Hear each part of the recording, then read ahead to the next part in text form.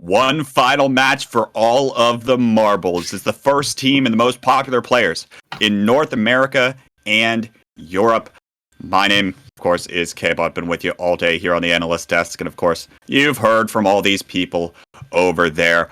And we've had some pretty exciting matches. Even though the first match was a 5-2, it was still pretty close. Europe put up one massive fight, and then, of course, we just saw that last one ended a game 9, clutched out at the very end for the European squad. And now everything's on the line. All eyes are on this first match, headlined, as Rissa, you were talking about just a second ago, by Kyo and Kiver. Yes, headlined by Kyo and Kiver, the two, frontliners who are going to be on this team 1. And also, but we can't forget their teammates that are following up them. I'm sure we'll be able to talk about them a little bit. But I mean, there's so much hype around this that I'm so excited to be able to commentate this. Yeah, all right. We're going to have to get a real brief, get this moving here pretty soon. So, Toby, since you're not casting a set, I want to give you brief gut reactions. What are you thinking? Who's the favorite here? Look, I'm seeing players like Kiver. I'm seeing members and players like Noctis. What did I ask him? Obito. He's going to say Europe. He's going to say Europe, guys. Brian, and I'm thinking NA's going to win this. Bagel, Kyo, and Burstie and Ice are an incredible squad. Look, I'm looking at this and I'm thinking to myself, look, the 1-to-1 matchups are incredible. Like Brian versus Ice is a crazy matchup. I love saying it all the time. On Rainmaker, maybe Brian is going to come out on top against Ice because he's going to be playing that Sploosh 7. You're going to see that Sploosh 7 for Brian, I'm hoping, and we might see some Splasher as well. But for the most part, I think NA have this. They just have a stronger squad, and I want to see it come out from EU. I think the radiance energy that's coming from them, and the players like Noctis who have some incredible pop-off potential, it's great. But if I'm going consistency-wise, I think NA's going to take it. All right, well, we'll have to see. Don't have enough time to talk about the map list because we are getting this when the players are all ready and the field is set. I'm going to hand it over to Matt and Rissa, who've got you on the mic for this one. It's the first teams between the two regions. Folks, take it away. Oh, sorry. I've just completely messed up my overlays, so I can't see the gameplay right now. But we're going to be heading into the games very shortly. I actually don't know where we are based on... Wait, I hope players in gameplay right now, because I've... my overlay. No, don't worry. We are okay. Right. They are still in the lobby, so... I see Splatoon. All right. There we go.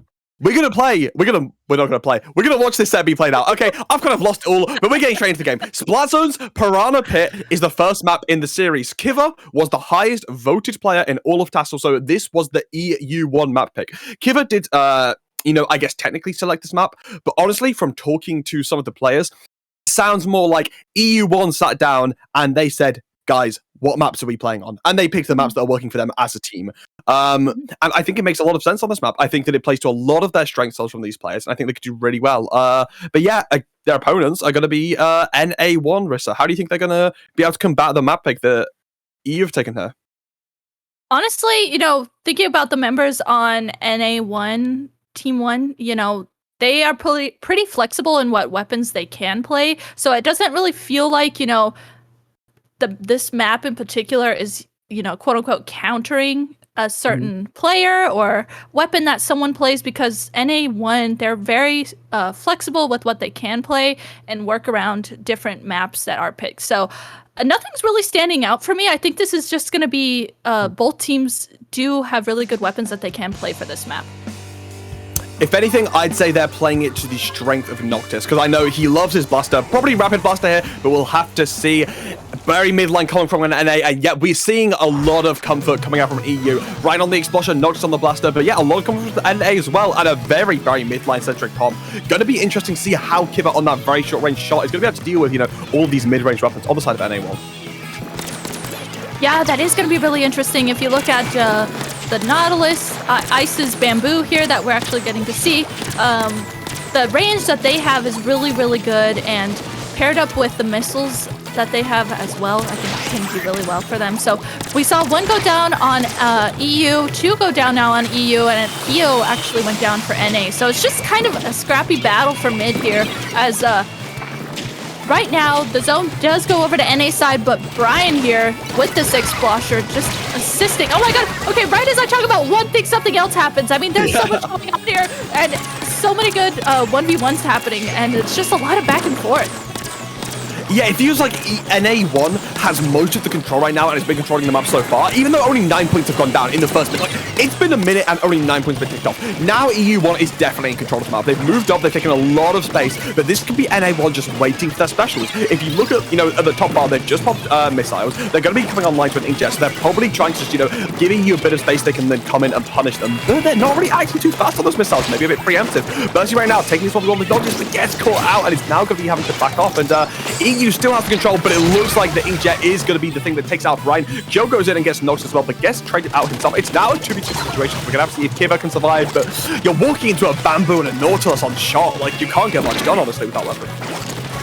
Yeah, and Obito there behind the scenes of that was actually, Obito does go down, but that actually distracted NA from being able to even paint the zone. So that was a really good distraction from Obito there. And NA wasn't able to cap the zone just yet. I mean, you can see them. They're juggling it back and forth. They're trying to just at least keep one zone to wait for their teammates to be able to come up. So they're going to have to play this well. Burstie going to armor up with the missiles that are coming out from EU onto them. So it looks like, though, EU did have their own counter missiles, and still the zones are sitting in one color or the other. It's just okay, and wow, there's just so much going on, Matt.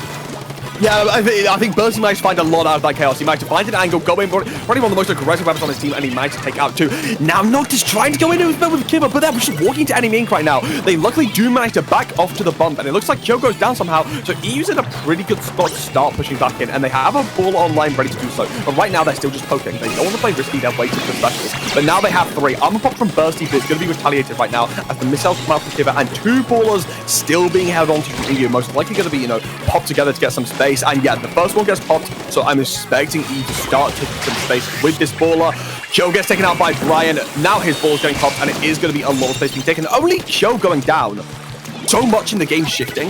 I feel like both these teams are playing so slow and calculated that it's like one person goes down, so we're going to run all the way back. One person goes down. They're both playing so passive, but it looks like that's going to be NA1 potentially being able to take it back off that H after Bagel.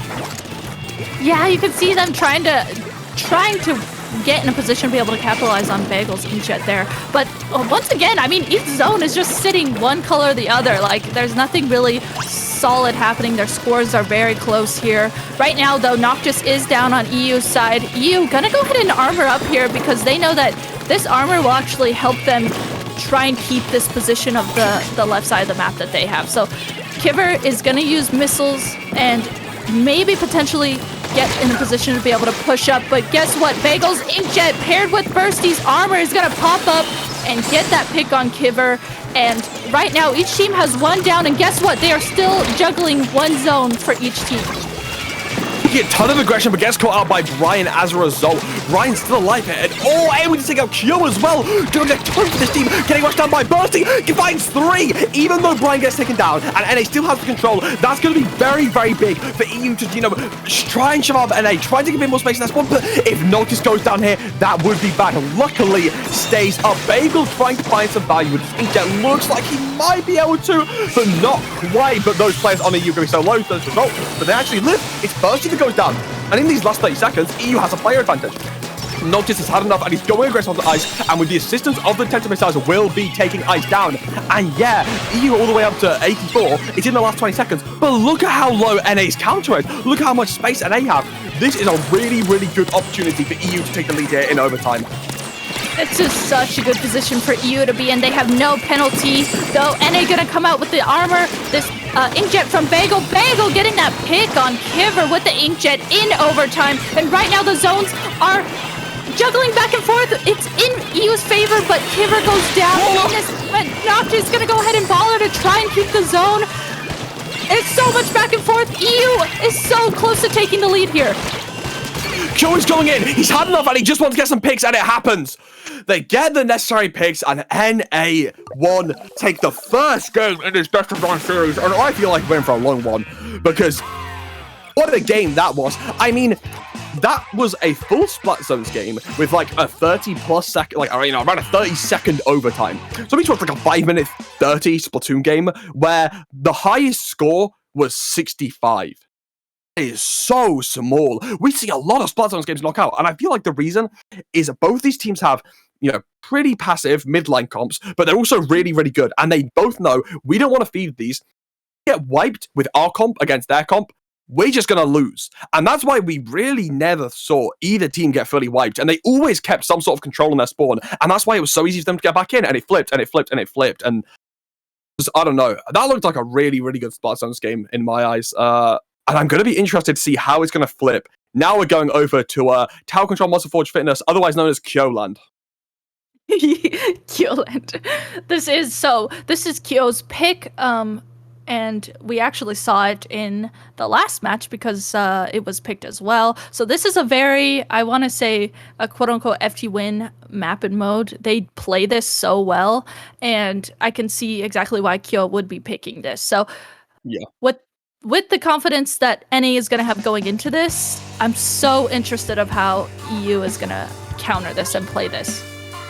A really fun TASL 2 start is FD Win knocked out Tower Control Musselforge every single time they played it against every single team. Most of them before half the game ended. I think only Freeze let it go past half the game. So these players on FD Win, Biscuit from the last set, Kyo and this one, they are extraordinary on this map. And I'm liking FD Win's comp right now. They have two really aggressive weapons, they have two supportive weapons that can also push up, and they have a lot of special spam. And as I say that, missiles and armor already being popped on the side of NA1.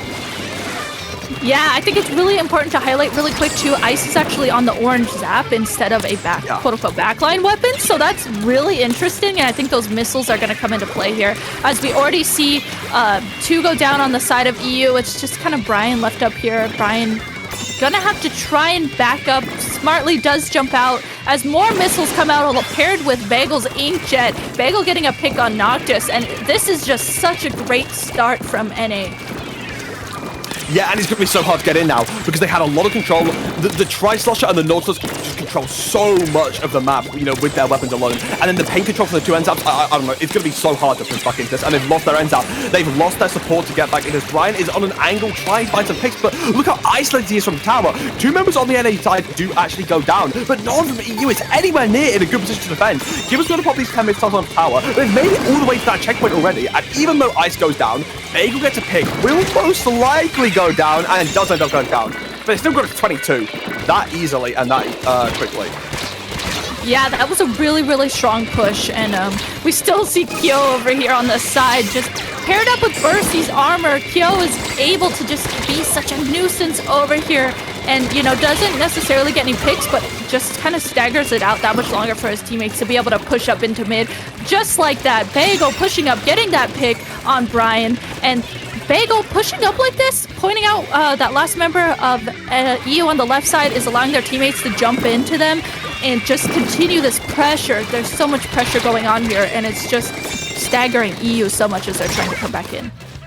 It really is, and now EU only have two members to defend this, but at the same time, and they only have two members to attack, and Bagel popping Inkjet left himself very, very far away from the tower, but it looks like they didn't keep track of where he was. It was always able to find Noctis, and he does find Noctis, but it looks like it's more likely going to be an exit pick. Bagel now getting out of there, realizing, okay, this push isn't continuing. Let's go back, let's hold mid, but it looks like Obito might as well got the memo. He got taken out immediately as he tried to go into mid, and now NA still in an advantageous position. The entire game with NA in an advantageous position. I don't think EU's had footing in this game once. Yeah, the way that NA is playing this, they're just like constantly holding mid, and that's allowing specials to be able to, their teammates to be able to constantly jump back into them. I mean, and Bagel there, we saw that get that really great Inkjet pick on Obito there. Just continuing the pressure, just continuing nonstop pressure is playing out very well for them. Though, as Ice is sitting on the tower right now, Bagel actually did go down, and that is followed by Burstie. So finally, hopefully, EU can get in a position here to get into mid, as Noctis getting a pick on Kyo. That is finally going to give EU a moment to breathe and get control of mid and try and get in a position to push. EU have found their footing, and Noctis is trying to take a big advantage of it. Going very aggressive, but it looks like he's slowing down for a bit. Just holding the space on the right side, throwing some burst bombs in, but really doesn't want to push into that Nautilus, and smartly so. EU right now, though, the rest of the team is taking control on this left. They have one missile ready, and they're close to another, which could be crucial to push them through. But Bagel has the inkjet, the armor's coming through, missiles have been popped, and NA's just going to be walking forward. EU have to kite these specials, stay alive, and get some place on NA. If they do, it can be huge, but they lose Brian. Losing one right there is enough for NA to just allow it to crumble apart. Joe does go down, but 2 from the EU side do, which gives NA a big advantage, retaking control of the map. And just look at the amount of yellow that is left. A minute left, the scoreboard. EU needs to pull up a miracle to bring this back. Yeah, they did get Bagel down as EO's starting to push into mid. They are going to get Kyo down as well, so they have to make sure they have eyes on everyone and make sure that they don't go down here, as they are finally in yet another position to try and push the tower. Noctis going to armor up here as NA is starting to spawn back in. That may allow them to safely push up. We're seeing Noctis actually pushing up pretty far on the right side of the map there, and just trying to maybe scout out a position to be able to get some picks, and just, oh my goodness, there's 2 down on each team right now, so it's kind of just a juggle for the tower, as Ice is actually the one on the tower. There's 3 down. That's a complete wipe on EU as we go into the last 15 seconds. It looked like this might be game.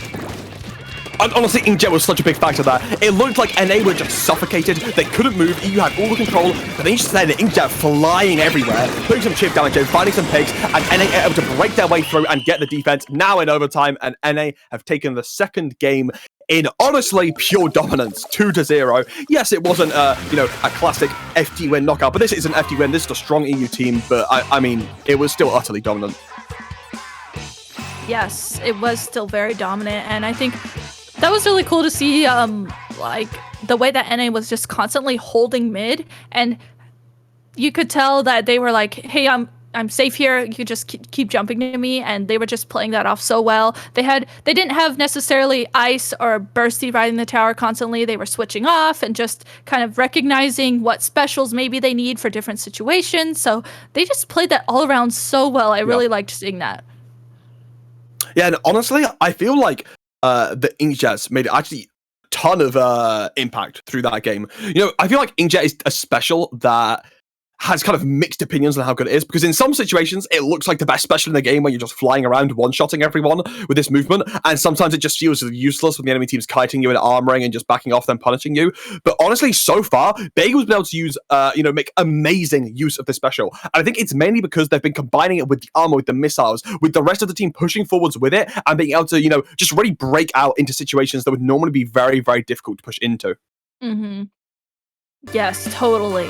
And let's see what happens too as we go into game 3 here. So game 3, this is actually Burstie's pick. We are starting out here, seeing what weapons we're going to see. Immediately on NA side, we're seeing Ice on the Jet Squelcher, Kyo on that Tri-Slosher, and then on EU side, we're seeing Brian actually on the Brian Rainmaker Classic, the Sploosh 7. And EU have my favorite Rainmaker Classic right here. 3 shooters with LDE swim speed and an object shredder. You're just running forward, popping that shield, running forward, popping that shield. But I say that at the start of the game, you're going to launch short range. You're running into a Nautilus. It's going to be hard to combat that. So even if you get that initial mid control, they can just come through and punish one of you, which is exactly what happened. And now NA has that control. Although the Inkjet is popped, now takes down Noctis, still in a man advantage. And Obito isn't in the nicest situation over there either. Joe's going to be pushing up and taking a lot of space, but it looks like those missile and ray will slow down and in fact take out Ice in a nice situation to slow them down. Kiver here a bit by himself, but that suction bomb actually gets the spot he needs to then start moving forwards and reclaiming the map. It looks like it will be EU really taking good control of that situation. Normally, instant push to 46 IP commending. It's Blackbelly, so it's just kind of like, yeah, it's an alright push, but EU had a great defense there. Yeah, anything can happen on Rainmaker Blackbelly. So now EU is in control of the Rainmaker. We saw Kiver pick it up there immediately. Brian with that Sploosh 7 getting a really good pick on Kyo with the hammer. And now, as the Rainmaker is up in this maze area, as we call it, it's 2v2 right now. You can see both teams trying to kind of readjust here, kind of wait for their teammates. Both teams trying to get specials and try and play this carefully, making sure that they don't go down because, it could be really detrimental for that if that happens. So we're seeing Kiver go down as the Rainmaker has reset, but EU is kind of holding mid here really well. Even though Kiver did go down, Kiver's able to come back and capitalize on his hold that EU has. think that jump was a misplay by Ice. I think he meant to jump out to spawn on another player and ends up jumping into mid, does get punished. But luckily, Brian spending, putting so much effort into camping the jump actually gets punished himself. So now it gets traded over. And in fact, NA now has a really, really strong advantage. Brian's over in spawn. Kiver's just alone on mid against, 3 Americans just running at him. So it will be Kiver actually still staying alive and trying to get a bit of a distraction. That distraction is perfect. Kiver not paying attention, gets caught out by the bombs, and now he uses it in a good situation. 4v3 on this defense, and they have a lot of specials at the ready. 10 missiles being popped immediately. You want to spam those out, and an income too. So EU's definitely going to be taking space with this. They managed to find Joe, on that flash shot, but a nicely timed bomb. A bit of chip damage takes out Brian, and even though EU got this defense, NA might be able to bring back and take the mid control if NA, EU are a bit too risky here.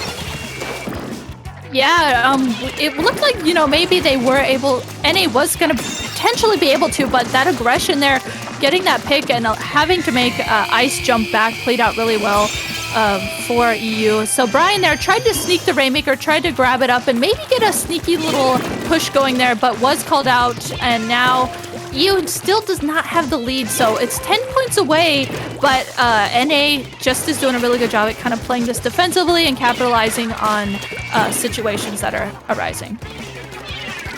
Yeah, but right now we're going to see Noctis just trying to spam some physical bombs down the street and get NA out of position. But Joe has a really, really nice aggressive position right now, not allowing EU to take too much space, but getting chipped down a lot, actually getting caught out. Maybe that position wasn't too good after all. Now it's only a 3-4 situation, but you have Armor, Ray, Inkjet. Can you name some better specials for defending, this little choke on Rainmaker? And we're seeing them all get popped right now. Kiver's going to have to dodge a lot to stay in this, but he might be able to. Inkjet shots being sniped out from afar, and Ray managed to get him, but neither of them get him. That's actually huge. Living through all of those specials is extremely big for EU, as now they're running into a team with no specials to defend. However, they don't really have much of their own to push themselves. They're waiting on this armor from Obito, and it's going to be crucial to get a push, but unfortunately, Brian puts up Ice. You're not allowed to have enough Stingray that quickly. That's not. You just used one. You can't have another one already. That's unfair. And they want to just defending it again. Seriously, I thought, it looked like Kiver was playing that so, well, which he was. He, of course, was playing that really well and was going to be able to sneak the Rainmaker up, and then all of a sudden Ice has another Stingray ready, and along with that Stingray was able to stop that. EU though, Obito this time going to be the Rainmaker grabber. Going to try and play this carefully. We're seeing Noctis leading the Rainmaker right now. And guess what? Another Stingray coming out from Ice, and they also are armored up on NA's side. So Obito now, it's Obito's turn now to try and avoid the Rainmaker. The Stingray. Try and safely push up here. They just need 10 points. They know that in the last 20 seconds here, it's so close. And it can happen. That pick on Burstie is huge, because now they're going to have the Inkjet. But the thing is, they're only 20 points away from another right. And Kyo gets a flank. I think he buys 2 even, but Noctis might be able to trade this over. He does. It's only 2 people trying to pop the shield, but they need to pop it right now. You need to shoot the shield, but you've got so many people on the side of NA shooting that shield. It's not going to pop. And NA, I said a push of 45 isn't good enough on Blackbelly, but I guess it is. And I can understand why NA picked this map, because when you're just going to be getting your specials over and over, and it's like, oh, you're pushing, we have a Ray and an Inkjet. Oh, you're pushing, we have another Ray, and we made you weak from our last Ray and Inkjet. Oh, you're pushing. They have so much to just defend these pushes. And even though Ice only got 7 Rays, it feels like a 20 Ray game just because he was using Ray after Ray after Ray in the crucial moments. He wasn't going off and raying in some useless situation. He was just, he was spamming the Rays when he needed to spam the Rays, and it stopped EU from getting anywhere. Brilliantly played by Ice and the rest of NA1. Yeah, that's actually really important to highlight. Instead of just using Ray because Ice had it, Ice was spamming them in the moments that it was really needed. And that's something you have to game sense for that. It's just so insane from Ice, and that just was so awesome to see. So now we will be going on to the next game, Game 4, which is going to be Splat Zones on Humpback. And this is actually Brian's pick. So I'm guessing Brian is going to be playing the Expo on this one. Definitely. And, if EU needs a little bit of hopium right now, we're down 3-0. However, you've lost back-to-back on maps that NA have decided. And the first map you did lose, but it was a nail-biting, even though you did decide it. Now, you're going into 2 maps that you have decided that you want to play with your team and your team comp. And honestly, I think these next 2 maps favor EU more than the first one did. The first one felt a bit more even on a map pick. But especially the Splat Zones Humpback Pump Trap, I can really understand why you'd want to pick this if you're on the side of Europe. Yeah, I can see as well. And as we're seeing the weapons coming out here, I can see playing around Brian's Explo being a really big factor for EU, and actually Kiver switching to the Kensa 52. So I do think that Booyah Bomb is so good for this map and mode. So I think that's a really good pick from Kiver. And then on the other side of NA, we're seeing the classic double NZAP orange and normal NZAP coming out from then. So it looks like they're going to be using a lot of special spam to maybe try and use that to utilize pushing up Kyo and Bagel. Honestly, I think that Zap Orange Zap is just such a broken combo right now. But regardless, it looks like NA, they go to the side, look at these picks, they try and chase this one person, but they just accidentally give up all of mid. Then EU has this control, and when you have mid on Humpback and the enemy team's in the ditch, not only do you control the mid, you also control the high ground. And they're the two most important things to win team fights. So you just put yourself in a situation where EU can just dominate you. And now they're up really, really nice space, points, and specials. They pop their first armor. Yeah, not just using this armor here, and then chaining, looks like they chained another armor along with that as NA was starting to try and push up. So those armors when the other team is trying to push up is really detrimental. Though, looks like it didn't necessarily help them too much as NA was able to pick off two of them. And Bagel coming around here on this right side in the trench gets that finalized. Yeah, pick, and okay. Kiver versus... Oh my gosh, this is a 1v1. Yeah, it's Kiver versus Burstie right now. It literally went down to a 1v1 situation. And I think Kiver was looking for the 1v1 and Burstie was avoiding it, which makes sense. You have the NZAP, it's a supportive weapon. You have K52.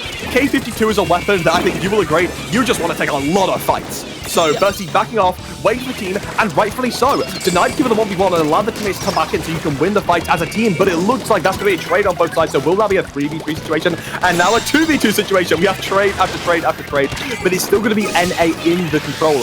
If both teams keep trading, the ones in control are the ones getting the advantage. Yes, they definitely are, and we're seeing kind of that happen here in this moment as it was just Obito there. Obito tried to back up and Noctis dropped down to try and help Obito, but Bagel recognized that situation and was able to get that pick on Noctis. So that kind of staggered NA's push a little bit, and right now they know that NA has no penalty points right now. So EU getting their specials ready, and without even using all of their specials, actually, we're able to capitalize on getting the zone here, as right now it's a 3v3 going on for this. Yeah, and now you keep saying 2v3, now it's down to 2v2 and it's a 3v3 again, I swear.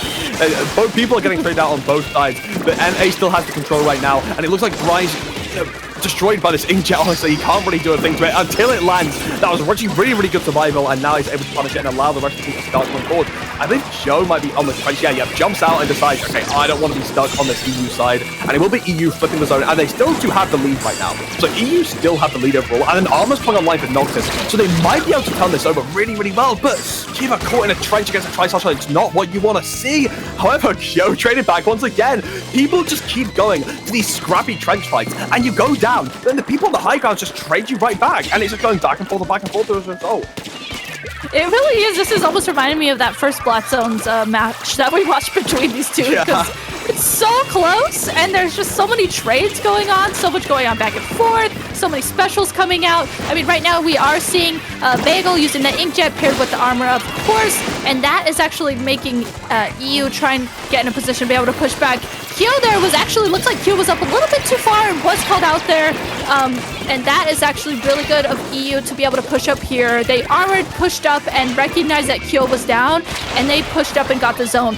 Really smart jump backs here from NA right now, as they know that they need to regroup. Yeah, and not only that, they saved all of their specials. They have pretty much every special online, whereas if you look at EU's special economy, they have nothing. Not only that, one of their armors just died. The other one's at 40%. They did manage to pop that ball on zone, and now they're getting a Booyah Bomb coming through. But honestly, you don't really have much else, and it's not going to be enough against NA. Kiver is going to stay behind them right now. They should know he's here, because he's not really been subtle about it. But it might not matter, because they've got to focus on the zone fight right now. Kiver's going to be able to drop down and help right when they need to, and try to take them out. But Ice, very, very smart about it. Knew Kiver was there, waited for the last second to take the engagement, and was actually able to win it out. Now NA has a great advantage. The penalty point's off, and that counter's just going to keep ticking down. EU need to get together, and they need to push back fast, or they've lost. And NA have their specials online. They do, and Ice is actually going to missile, and if you're trying to push in, you know that you only have 5 seconds left. Those missiles can be so hard to push through, and that was that was so smart of Ice to just hold those missiles there for just a millisecond and then missile them right as they knew that EU needed to panic and kind of rush in and just at least cap the zone. So the special holding there in the last like 5 points of that match was so awesome. Man, it just feels like these teams are close in ability because they're having really, really close, maps, backwards and forwards. They're having really close engagements. But NA just seems to kind of get it more. They get what they need to do to win. They always have, that better, final decision or that better final team play that ends up winning the map. Because even though you can say, oh yeah, 4-0 so far, but it's been close. But you have to at the end of the day, just say they've won 4 maps. If they've won 4 maps, I think it's because they know what they're doing. They're playing to their win conditions, and they're doing it excellently right now. So for EU to win this, they need to win 5 in a row. And yeah, reverse sweeps happen, but they need to reverse sweep in a best of 9. So if they do this, it will be a monumental moment for EU. And it's going to start off, luckily, on one of their map picks. But I mean, they've already lost 2 of their map picks beforehand, so it's got to be a good one. Yeah, it really does. This is actually going to be Obito's pick here. Splat zones on Ancho-V, and oh man, with the way these Splat zones games we've been watching have been going, oh my gosh, I don't know if I'm prepared. I don't know if I'm mentally prepared for this. I mean, there's so much flank potential here. There's so much specials. So many crazy special combinations, especially for this. I mean, there's lockout potential from this that is really, really hard to get past. So what's going to happen, Matt?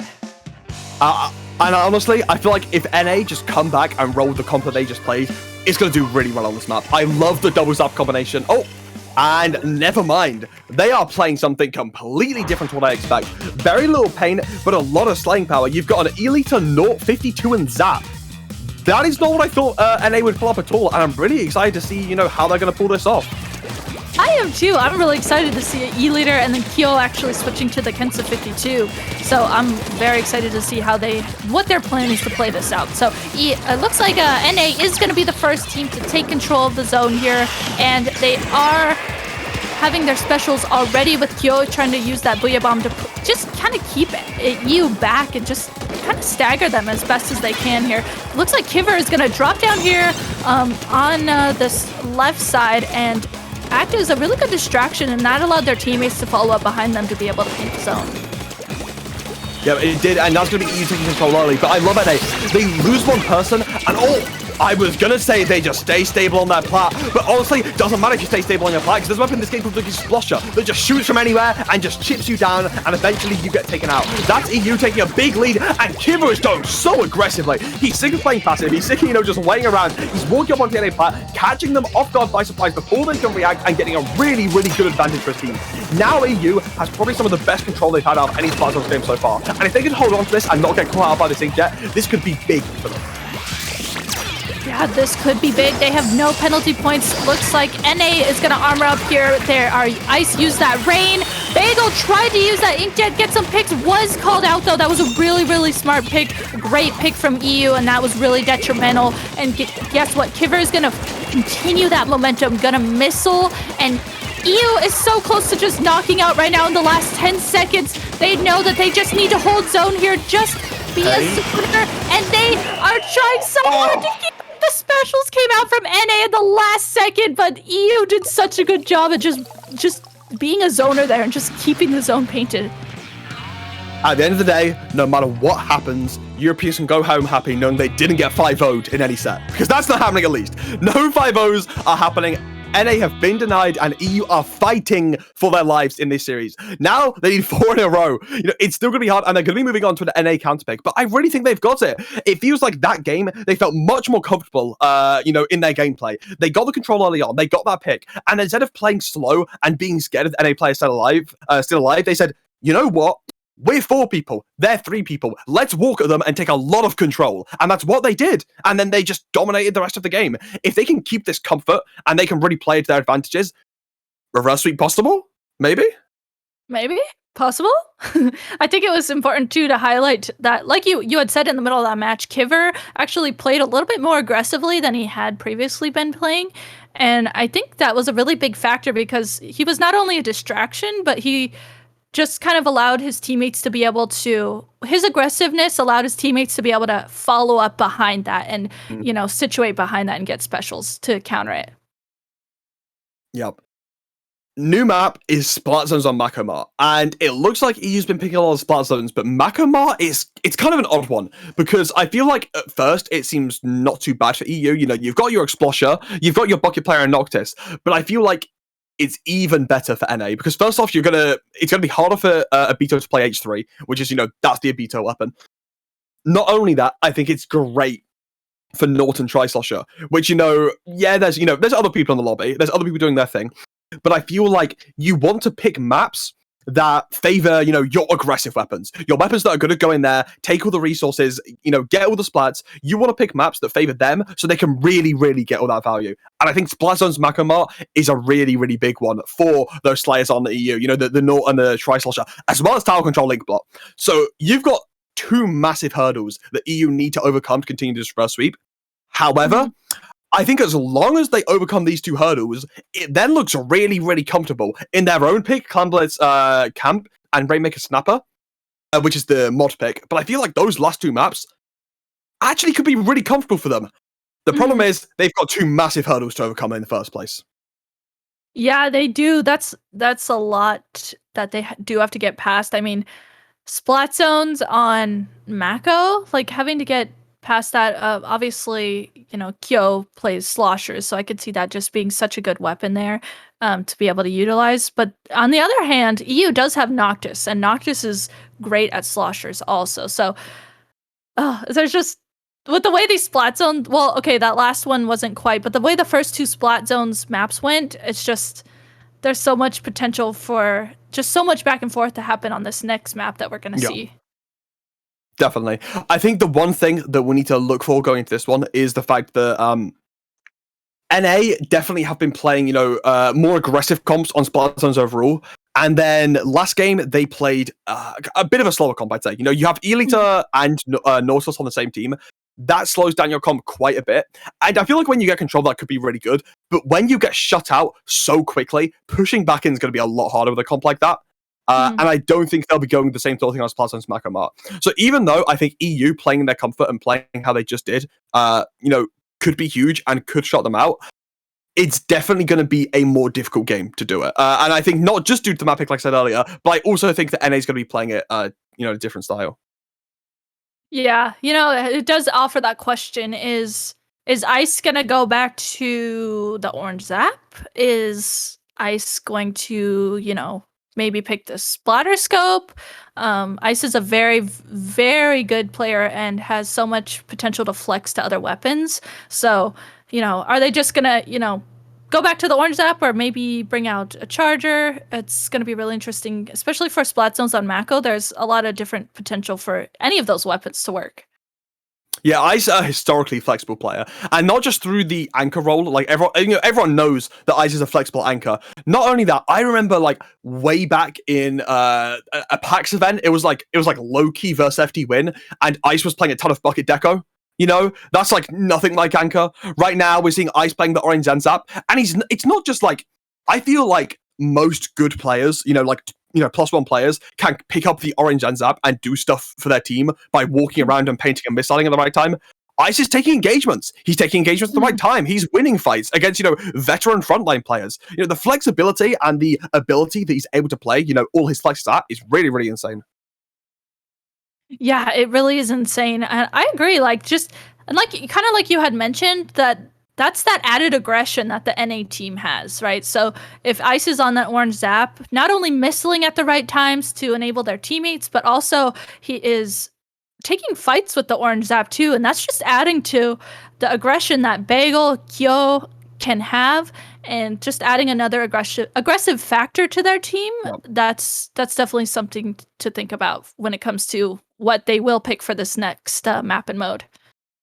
Yeah, and honestly, talking about the zaps as well, I think that Grey Zap, Orange Zap is such a strong combo. And not only strong, but versatile. I feel like, it has paint, it has probably the two best specials in the game, in my opinion. Just, on those two weapons, you have lethal bombs, you can, enable your teammates, you can push up together. I feel like there's so much that those two weapons can build around, and I think they can fit in any team comp as well. I literally think if you want to like get if there's a weapon you really already want to make work, let's say you want to put Gutuber in the meta, then give it an orange zap and a grey zap on its team, because there's so much that you can make work with those two weapons. They're so versatile and so strong. They really are. They really are. And like armor and missiles are so detrimental. So we are starting onto the next game here as we see the weapons come out. Actually, Ice gonna be going onto the bamboo, and on the side of NA, they have 2 armors, so that's something to highlight. But guess what? On the other side, EU also has 2 armors as I look over to their comp as well. So both teams here armored up, missiles ready, gonna go ahead and start going into mid here as EU is gonna be the first team to take zone control. EU takes advantage again, and look, they're playing really, really fast with their advantage this time. They get the one on Kyo, then they also get it on Bagel, and they're pushing up fast. Even Brian, the anchor, is all the way up here. He's got his ball already if he needs back up. He sees Kyo, he knows he can walk backwards a bit, but the aggression from EU, I'm loving that, because you need to shut out NA, and you need to play with confidence to be able to take this back. Now it looks like a team fight is coming on our way. The ball is going to shove back Inkjet a little bit, very nicely done, but the armor keeps everyone alive. Both sides still have all 4 members, but the flip does come onto NA, but Kyo is the first one to go down. That gives EU the advantage in a 4v3 situation, and it honestly, with this time, it looks like EU will take it. However, actually, Bagel able to find Brian on that side, and can wheel him into a 3v3, and Kiver pushing Bagel will actually get the better of that duel. EU still up in this team fight, and it looks like he could come on top of this, but honestly, could flip at any moment, especially with this armor and missiles both being popped from NA, and they're going to start moving forward and trying to take it EU. Brian being taken out there is huge, and Kiver goes down as well. Finally, a concisive winner, and what a long, drawn-out team fight. But NA won't take that, and they take it with a wipe. Yeah, NA now knowing that finally they played that very well. They have zone control, and they have double armor, so they are going to use one of their armors here to capitalize on Bagel's Inkjet. I think that's a really good move, because they know that they'll have another armor ready, and Bagel's Inkjet does get Obito, so that is just stalling out EU's push back in that much more, and making it that much harder for EU to get in a position to get specials to be able to push in together.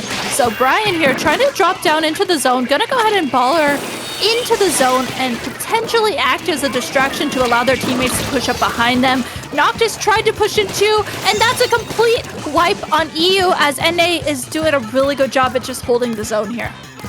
And honestly, every member of EU go down. They have crippled the special economy. There's only 15 points left. EU literally just need to have one player kill everyone to win. But that might happen. Brian gets a random pick on his own. That puts a lot of pain. Brian gets 2! Oh my word! Something might actually come out of this. I said the only way for EU to win this is for someone to just come up and kill everyone. And that's literally what happened. Brian just shoots on the zone and binds 2 and caps it all. They have no chance of getting specials. They have no chance of walking in as a team. They needed a hero play, and it came out at the last second. And now the penalty points are removed, so EU can do a lot with this. NA has a lot of specials, and they have a pick onto Kiver. With the armor missiles, they're going to be pushing back in, and Burstie is going to be taking a lot of this own.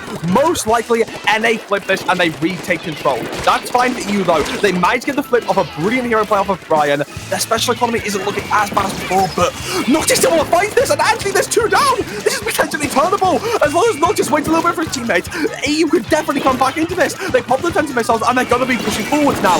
They start moving on to zone, and Kyo goes down. Kyo moves forwards, and it gets Bagel as well. It finally goes down in this situation because EU has such an advantage now. Ice forced back after taking so much damage, and EU with hero play after hero play take all the control, and they're still in this series, Rissa. They are! Oh my gosh, that was insane to see. I mean, just the specials pairing up was so well there, and now it's NA's turn to be able to push back in, but Burstie armored up here to be able to have NA push back in, but Obito was able to armor up for their teammates as well. So now 2 down on the side of EU, paired up with Bagel's Inkjet here.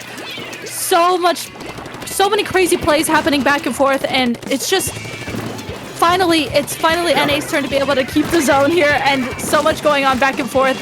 Looks like Kiver is going to go ahead and start with EU being able to push back in, is going to missile. Obito armored as well for them, and now Brian has that baller ready, so they are slowly trying to push back up here, and Brian with the baller uses that to stay safe and get back in a safer position, and now there's 2 down on EU's side, 3 down on EU's side. It's just Kiver up as Kiver is safely back in spawn, trying to wait for their teammates to come back. The end of this game needs to be played impeccably by EU.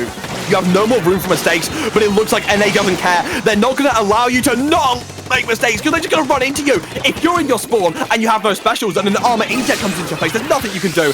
And now, honestly, okay, a double miracle has happened. We're not going to see it happen. I think this is it. NA has taken TASL All-Stars unless Kiver finds something here. I think there's still 10 seconds left on the clock. Obito going forwards right now. Going to try and continue these hero plays, but the timer goes down. I didn't catch whether it was the score timer or the actual timer, but either way, NA1 has beaten EU1 5-1. Very, very strong showing from that team. And that's going to leave the end of today with NA taking 2 sets, EU taking 1 set, and NA being your overall champion for TASL All-Stars event. Really, I mean, oh my gosh, especially there were so many hero plays happening from, I don't want to say hero plays. I mean, I guess, yeah, hero plays because one person like Brian or, Kiver was able to just capitalize on, even though there was only 2 of them up, they were just able to capitalize on each other and what specials they had in that moment and just be able to keep the zone. But just NA was able to pair up together, get in positions to be able to push up safely, and that played out so well. I think this EU team was definitely really strong today. I think it would have been interesting to see how they did against the other 2 NA. Sorry, Rissa, could you speak for a second? Yeah. Okay, I was scared I cut my headphones. Don't worry, we're okay. It was another audio thing. Either way, panic over. I think that this EU1 team was still, overall, if you consider the entire event today, they're a very, very strong team. I think they could have brought a really good battle to, any other of the 4 EU/NA teams in this event. But this NA1 team is just too good. These couple of FT Win current members and previous members coming together to put on a masterclass for us today. And honestly, I love how they were able to do it because I thought that this NA1 team might struggle with, Bagel being a Nautilus player, Ice being seen as a long-range backline player. But the flexibility of Ice and, the teamwork that they were able to display just allowed them to dominate today in a 5-1 fashion over this EU1 team.